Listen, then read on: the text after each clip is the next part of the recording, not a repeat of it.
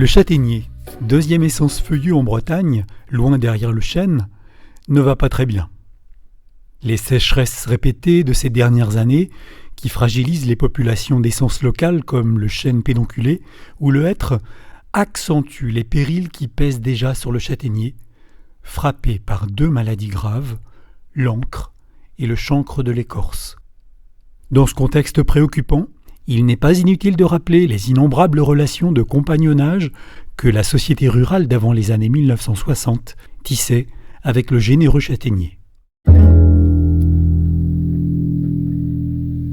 Originaire des reliefs arrosés du nord de la Méditerranée, on prête aux Romains le développement de la culture du châtaignier en Bretagne vers le 1er siècle de notre ère.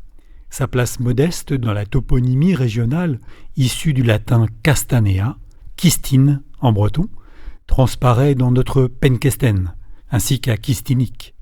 Le pic de développement de l'essence se situerait entre les XVIIe et XIXe siècles, en Morbihan et Ille-et-Vilaine particulièrement, peut-être en lien avec la construction navale.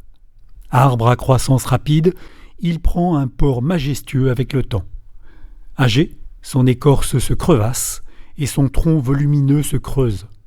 Sa longévité peut dépasser le millénaire. Quelques spécimens âgés, situés à proximité des villages, ont survécu au remembrement qui a sévèrement remodelé le paysage de la commune au cours des années 1950. Dernier fruit de l'automne, la châtaigne était, avant l'arrivée de la pomme de terre, l'aliment de survie des régions pauvres et des périodes de disette. Au milieu du XXe siècle encore, les fruits du châtaignier nourrissaient les familles pauvres d'un Zanzac-le-Christ. On la consomme nature, bouillie, avec du lait doux ou du lait fermenté. Grillées, elles font la joie des filages à houx autour du feu. Riche en amidon, sa valeur calorique dépasse largement celle de la pomme de terre. Les paysans se contentaient des châtaignes sauvages, petites et savoureuses, tandis que les fruits greffés étaient plutôt destinés à la vente au marché d'Hennebont.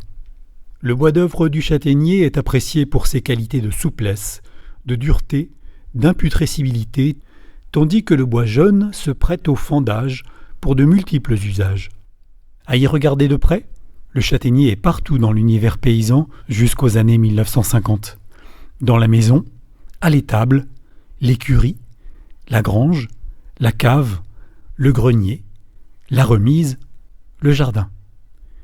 Tant qu'il y aura des châtaigniers, on pourra vérifier la prédiction qui tombe chaque 22 juillet, fête de la sainte patronne de le Christ, Erglau de Huil Madeleine, Evrain, Arhenau, Agerhesten. Pluie à la Sainte Madeleine, fait pourrir noisettes et châtaignes.